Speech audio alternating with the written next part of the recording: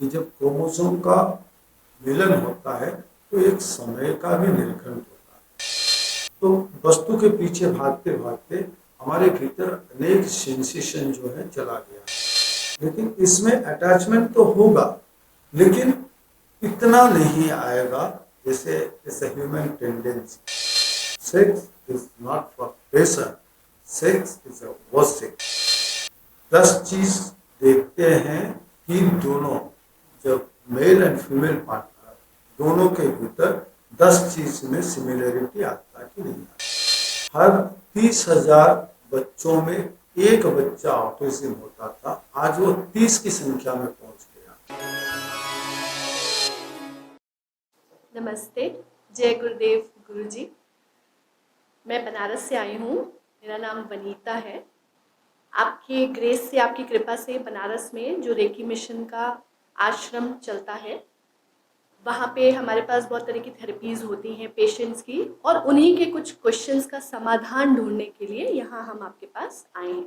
गुरुजी, एक क्वेश्चन इसी से और जुड़ा हुआ है जो पारिवारिक क्वेश्चन है, फैमिली को लेकर, फैमिली प्रेशर को लेकर कह सकते हैं, वुमेन ओरिएंटेड है, स्त्रियों के लिए है। आजकल एक बहुत कॉमन, एक बहुत फैला हुआ तरीका है, जब कंसीव करने के लिए, प्रेग्नेंट होने के लिए लोग आईवीएफ और आईयूएफ की तरफ चले जाते हैं। फर्टिलिटी के लिए आप एक्सटर्नल सोर्सेज का हेल्प ले लेते हैं, और कहीं ना कहीं नेचुरल तरीके से दूर जाते हुए आप अपनी लाइफस्टाइल ना चेंज करके एक्सटर्नल फैक्टर्स का हेल्प लेने लग जाते हैं। तो क्या ये तरीका सही है? इसे कैसे चेंज किया जा सकता है, या हम इसके साथ अपने आप को कैसे बेटर कर सकते हैं कि हमें इन सब चीज़ों की ज़रूरत ना पड़े और हम नेचुरल तरीके से बेबीज़ को लेकर आएँ, क्योंकि वो कहीं ना कहीं जो पैदा होते हैं उनको एक आर्टिफिशियल एनवायरनमेंट में बनाया जाता है, और उसके बाद मदर के गर्भ में, मदर्स के वूम में डाला जाता है। तो बच्चों पे भी उस चीज़ का कुछ असर आता है। जो बाहर होते हैं, जो अंदर होते हैं, उसमें कुछ अंतर, कुछ डिफरेंस होता है।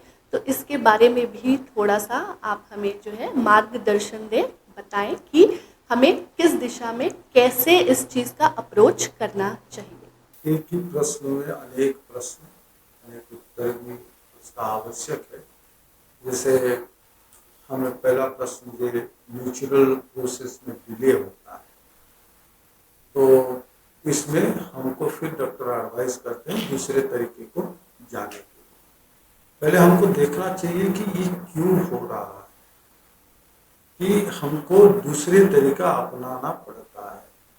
मैक्सिमम यूज ऑफ इलेक्ट्रोसाइटम, जो इलेक्ट्रोमैग्नेटिक इफेक्ट ऑन बॉडी, शरीर के ऊपर बाहर की चुंबकीय ताकत के प्रभाव से हमारे वो शक्ति जो है कम होता हुआ जा रहा है। इसके वजह से हमको दूसरे तरीके बताया जाता है। तो पहले हमको ये ध्यान देना जरूरी है। हम अभी एक ऐसे समाज में, ऐसे समय पे हम अभी जिंदगी हमारा है जिसमें हमको इलेक्ट्रॉनिक्स आइटम को इस्तेमाल करना पड़ेगा, लेकिन हमको ये भी सोचना चाहिए कि इसका यूज हम करें, लेकिन कैसे सही ढंग से करें। ये है पहला प्रश्न का उत्तर। दूसरा जो है, अगर विज्ञान के हिसाब से हम बताते हैं, अगर कहीं ये जो दूसरे तरीके करते हैं उसमें एक फॉर्मेशन जो है वो होता है नेचुरल वे में, तो थोड़े समय हमको इंतजार करना जरूरी है। ऐसा नहीं है कि जब क्रोमोसोम का मिलन होता है तो एक समय का भी निर्घंट होता है। तो एक ये होता है कि हम लोग अभी ये वस्तुगत जीवन में इतने इन्वॉल्व हो गए हैं, तो शारीरिक जो प्लेजर है उसको हम फील नहीं कर पा रहे हैं।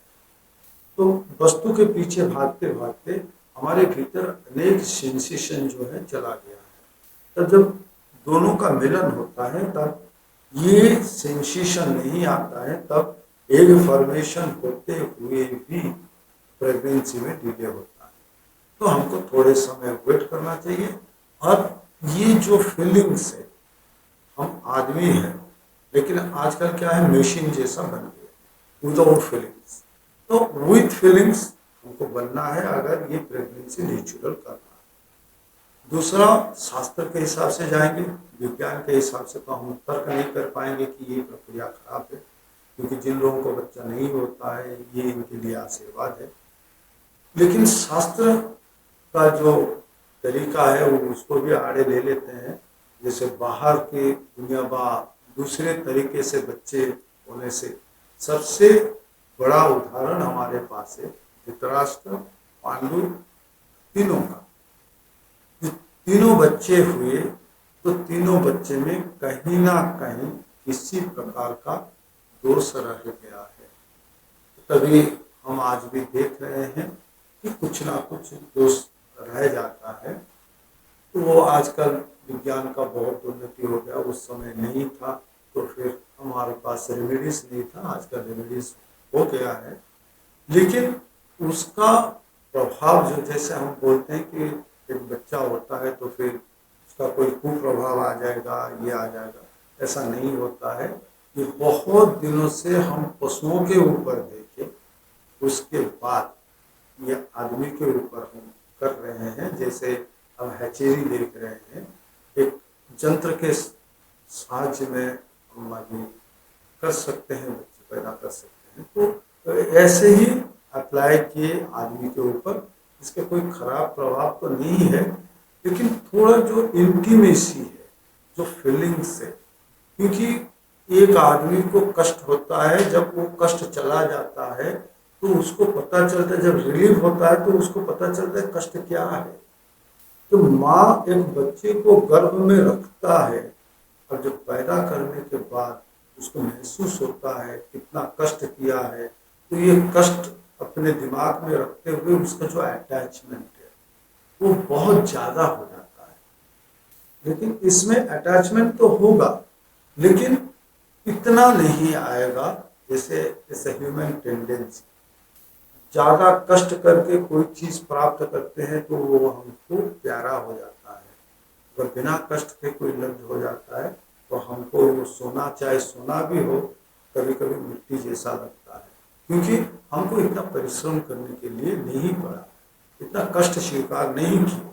तो जो कष्ट स्वीकार करके हमको प्राप्त होता है वो मिट्टी भी मिले वो सोना जैसा लगता है, लेकिन बिना कष्ट के सोना भी मिल जाए वो मिट्टी जैसा लगता है। शायद यही फर्क है जितना दूर तक मेरे समझ में आ रहा है। शायद ये विज्ञान के हिसाब से या दूसरे लोगों के चिंतन के हिसाब से अलग हो सकता है, कि मेरे चिंतन के हिसाब से कष्ट से प्राप्त किया गया पदार्थ, धन या बच्चे, सबका जो मूल्य है ज़्यादा हो जाता है। और बिना कष्ट का थोड़ा बहुत तो फर्क और थोड़ा बहुत अंतर रहता है। तो सिस्टम को भी हम दोष नहीं दे सकते, क्योंकि जिनका नहीं हो रहा है बच्चे, तो उनके लिए ये सिस्टम भी आशीर्वाद है। लेकिन हमको अभी ये कोशिश करना चाहिए कि जो दूसरे उपाय है वो कैसे कम हो। हमारे भीतर जो दोनों चीज़ का अभाव है, एक तो विद्युत चुंबकीय शक्ति का प्रभाव, जिसमें हमारे भीतर जो शक्ति है प्रयोजन का वो कम हो जाता है, उसके ऊपर ध्यान देना चाहिए।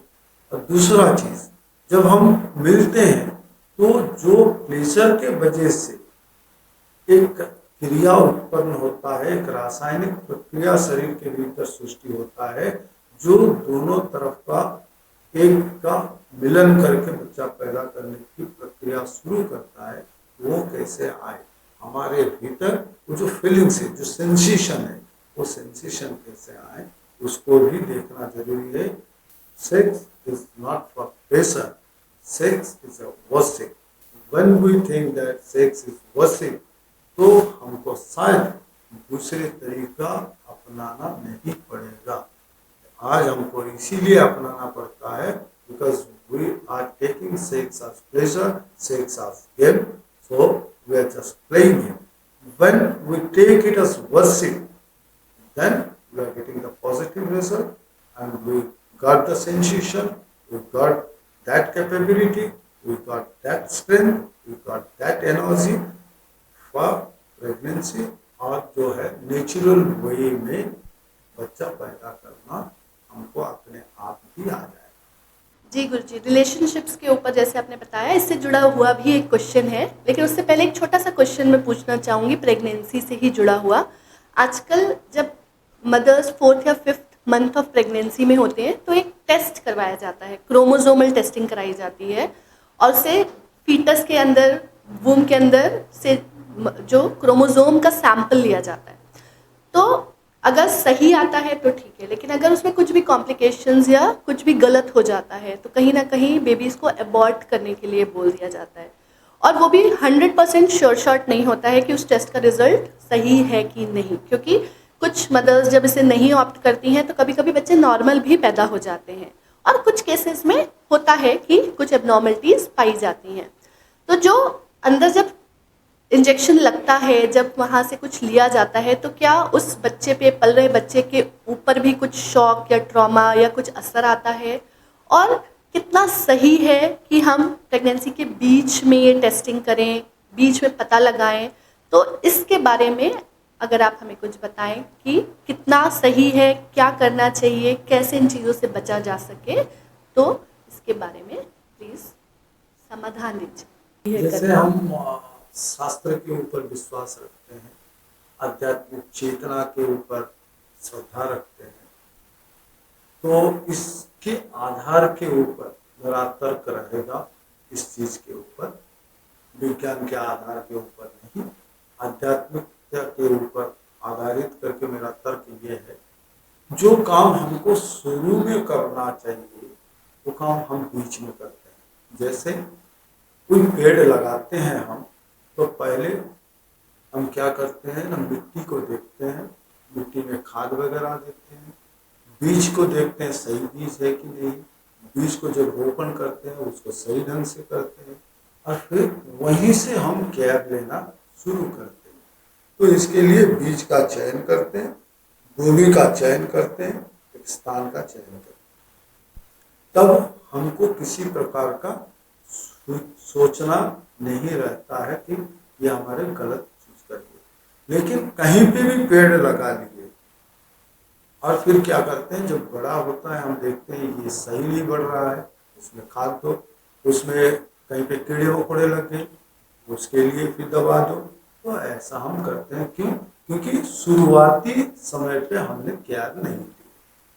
तो ये जो है हमारे शास्त्र के हिसाब से एक 10 मेढक होता है, 10 चीज देखते हैं कि दोनों, जब मेल एंड फीमेल पार्टनर दोनों के भीतर 10 चीज में सिमिलरिटी आता कि नहीं आता। अगर उसमें ज्यादातर मेलक हो जाता है, समान जैसा आता है, या दोनों दोनों को अट्रैक्ट करते हैं, तो हम शादी करा लेते हैं।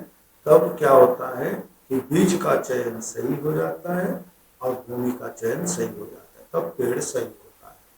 ये आजकल क्या है, हम इसको बोलते हैं all this things are nonsense. ये जो शास्त्र है वो बेकार की चीज है, इसमें कोई काम नहीं है। तो आजकल क्या, फिर विज्ञान आगे जितना जा रहा है, फिर क्या एडवाइस कर रहा है, you ask for blood group, उनका रक्त का परीक्षा कर लो और उसके बाद फिर सोचना शादी करना है कि नहीं करना है। लेकिन हमारे जो शास्त्र थे वो रक्त के नमूना के बिना एक जातक के हिसाब से शरीर के गुप्त से गुप्त तथ्य को वो निकाल देता था, और उस हिसाब से उसके ऊपर आधारित करके वो शादी तय करता। तो आजकल वो ऐसा नहीं हुआ है, इसीलिए हमको बीच में टेस्ट करना पड़ता है, चाहे क्रोमोसोम का हो, चाहे उसका डेवलपमेंट, फेटल डेवलपमेंट्स का हो, कि बच्चा सही ढंग से बढ़ रहा है कि नहीं बढ़ रहा है, उसका ऑर्गन डेवलप हो रहा है कि नहीं हो रहा है, तो बीच में देखना पड़ता है।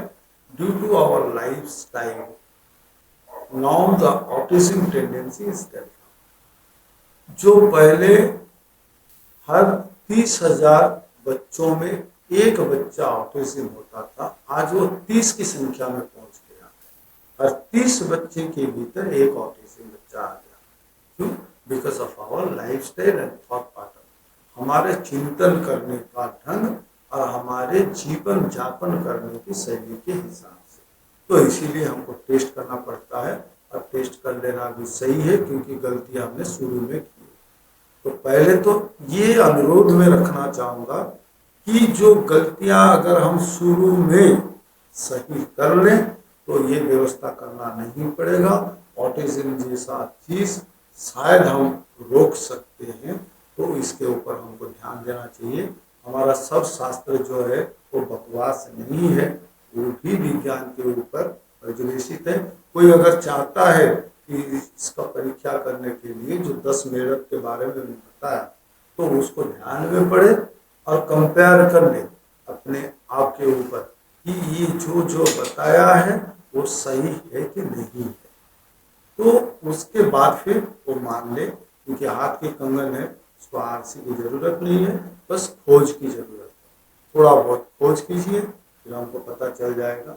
तो ये जो आज हो रहा है विज्ञान, उसको भी अस्वीकार नहीं करेंगे, बीच में करना जरूरी है।